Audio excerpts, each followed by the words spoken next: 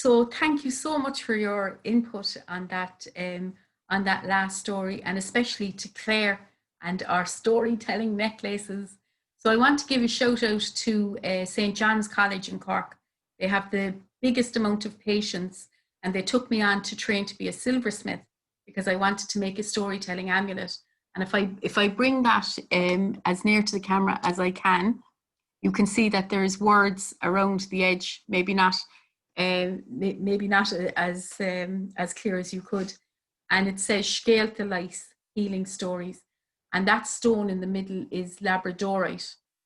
And the man who has the best stories about jewellery in Cork is a third generation jeweller. His name is Chris Carroll of Carroll Jewellers. And I really can't understand people going off to America to buy engagement rings when they have Chris Carroll sitting next door to them. Chris Carroll made the piece for the Queen. He's a master jeweler. There's so few of them left, and he is big value for money, because whatever you get from Chris won't cost you as much as if you took flights out of this country to buy your important jewellery elsewhere. So with that out of the way, I'm going to tell you a story about why jewellery is important. Kind of jewellery can hold an energy, and the stones that we wear, they have properties and histories and stories of their own. And this comes from that tradition. So Jenny Brown was so popular where she lived. She'd a ready smile. She was beautiful outside and in. She had beautiful big blue eyes and perfectly white skin. And everybody that met her had a smile for her because she had a smile for them. They used to say, she has a beautiful nature, Jenny Brown. What a lovely girl, they'd say. And her mom depended on her to lift her heart, because her father, like a lot of the men at the time, was far away across the sea, working for the family and sending the brown envelopes home that they might eat. They had hungry days sometimes in her house, but with Jenny Brown there, she would hardly know it. Her mother would say, "Oh God, girl, it's coming up to Christmas and I don't have enough money for the red tablecloth." And she'd say, "Don't worry, ma'am. Sure, it's your smile that lifts our hearts. As long as you're smiling on Christmas Day, it will feel like Christmas to us." And her mother would think, "Aren't I lucky to have a daughter like that?" And they used to think in the cold Kate that she was good Hansel. So they'd all be saying, Jenny Brown, come here. Take your first purchase from me this morning. You're good Hansel, Jenny Brown, and I'll give you a good bargain." And so she was very popular amongst the traders, always with her smile, always with the news, Jenny Brown. But no one and nothing is perfect. And Jenny used to like looking at nice things. She couldn't really afford them, but she liked looking at them. And she'd took to coming down through Granabraher and walking down to the edge of the River Lee so that she could walk back up Patrick Street and past T.L. Egan's shop. In the window there was a black opal. Oh, how it sparkled and shined and changed colour with the light. Oh, how Jenny loved looking at it.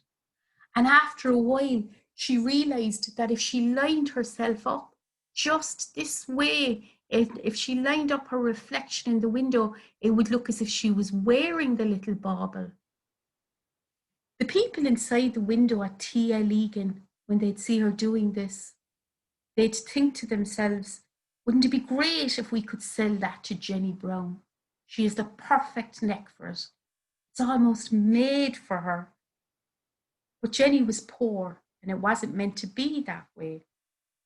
She loved to pass the window and watch her reflection wearing the beautiful black opal. And then her sister was getting married, and her mother had put away pennies week by week so that she had 5 shining shillings to buy a bottle green coat for our Jenny. Oh, how beautiful Jenny would look in that coat. It would catch the eye of everybody, and sure one wedding might be the making of another. When her mother told Jenny about the coat that was put on lay-by for her down in the coal quay, and how they would unpick all of the stitches and turn it inside out and make a new coat out of it, Jenny clapped her hands and said, "Oh, Mom, I have the best mom in the world. I can't wait to get that green coat." And she took her well-trodden road down to the other end of the river so that she could come up through Patrick Street towards the coal quay. And she looked in the window of T.L. Egan to have another go of her black opal. And there it was, gone.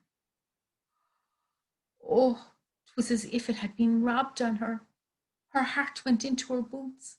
She knew she should be grateful for everything she had, but the day had taken on a grey gloss.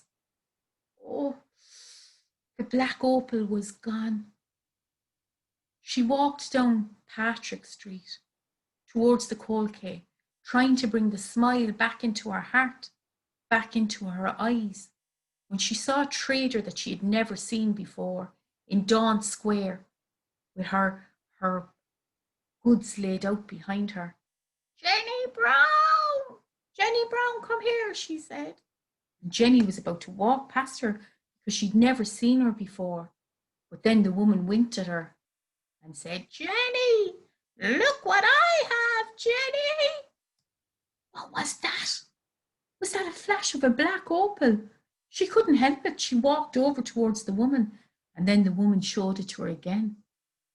"Jenny Brown, you're good Hansel, Jenny Brown. Can I interest you in this? A lovely shining black opal." Jenny Brown's hand went out towards it as if she couldn't stop herself, and the woman slapped it away at the last minute. "If you want this, Jenny Brown, it'll be 5 shining shillings." "Is that all?" said Jenny. 5 shillings for something as beautiful as that? And she handed over the woman her money, and the woman put the black opal around her neck. Oh, Jenny liked the weight of it, the look of it, the way it sparked off her eyes. "Oh, yes, please, I like that black opal," she thought. And she skipped down Patrick Street again. Then she began to get worried. How would she tell her mother that she had spent the 5 shining shillings?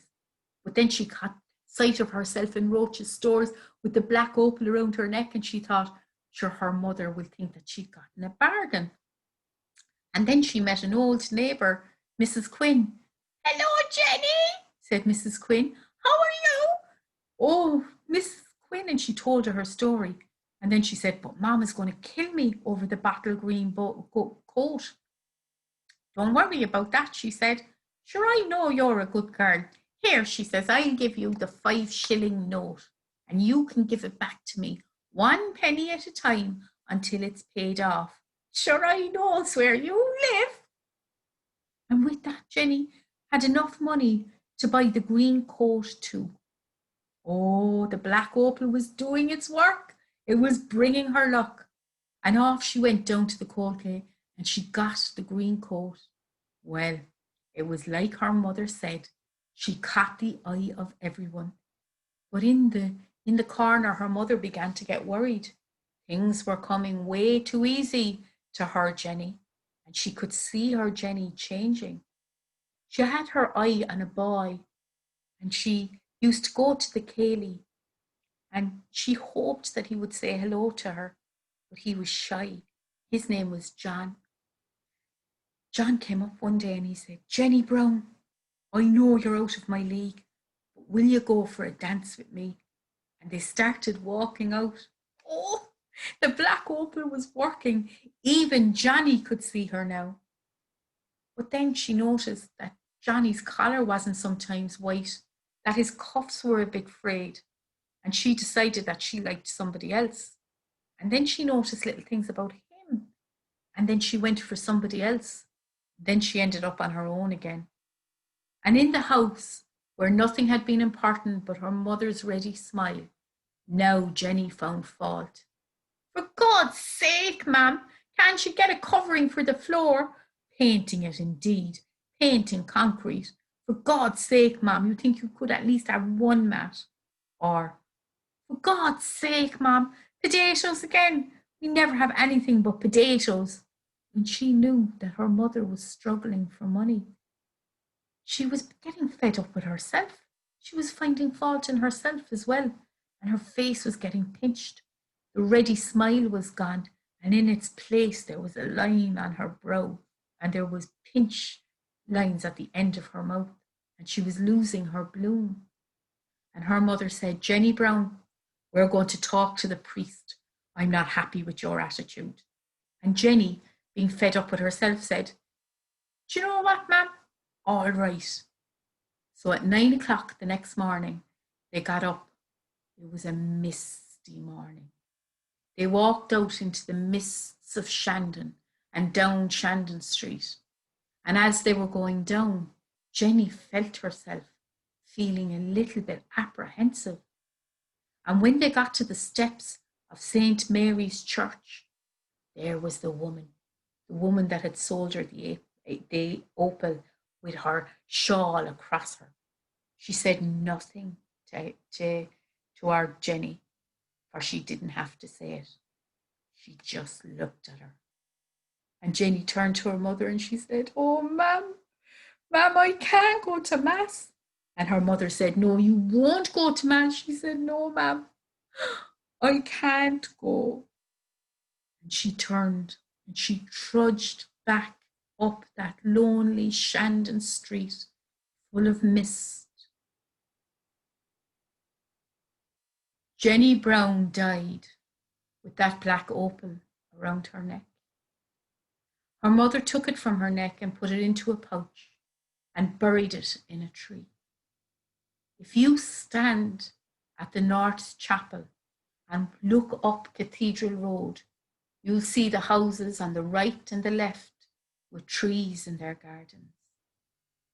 As you pass, you may feel the pull of the black opal to be dug up. Will you chance it? Will you dig that black opal up? Or will you run like hell to be free?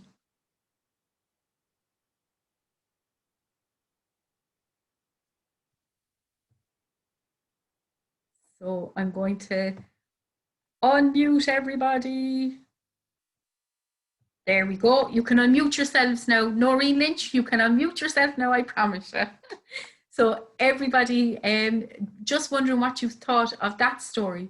So that's a cautionary tale. And when I was working with the older population in Cork City, they said there's words, no girl, that's gone out of fashion. Words like covetousness.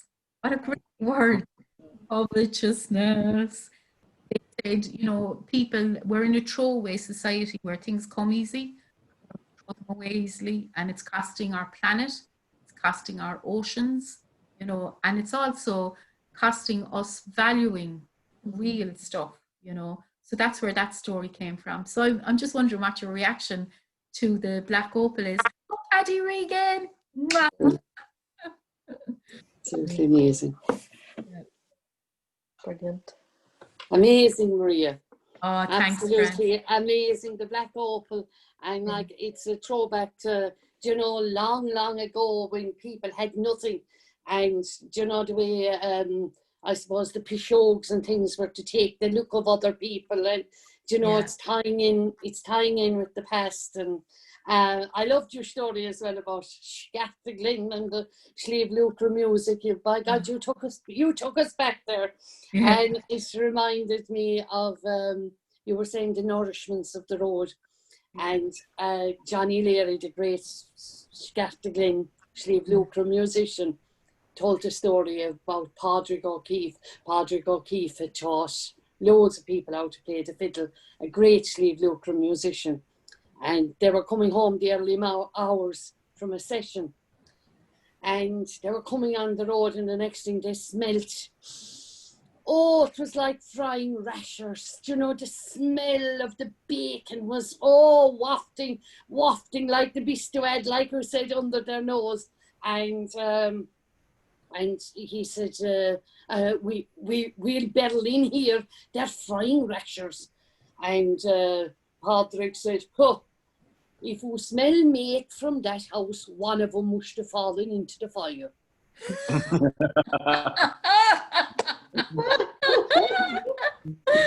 Oh my goodness, I love that, Francis. I really love at a session when one story borrows another, you know, and that's what happened there between myself and Francis, you know. So yeah, it's brilliant. Well, I'm having a great time anyway telling these stories. I'm just going to turn off the recorder there for